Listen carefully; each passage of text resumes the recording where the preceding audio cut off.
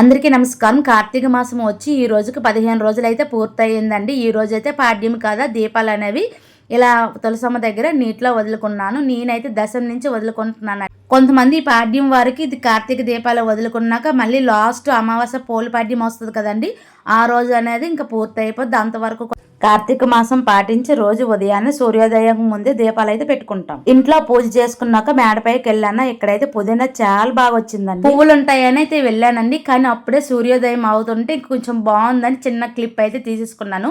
ఇక్కడ అసలు ఎక్స్పెక్ట్ చేయలేదండి పారిజాతాలు అనేవి ఇన్ని పూస్తాయని. కొంచెం కొంచెం అయితే ఇది వరకు అయితే పూసేవి, కానీ ఈసారి అయితే మాత్రం కొంచెం ఎక్కువగానే పూసాయి. ఇంక ఇవికి ఎలా ఉన్నాయి, కానీ కింద రాలిని కూడా చాలా ఉన్నాయి. యాక్చువల్గా అయితే పారిజాతాలు కింద పడిపోయినవే మనం పూజకైతే ఉపయోగించాలి, చెట్టుకుంటుండగా మనం తీయకూడదు.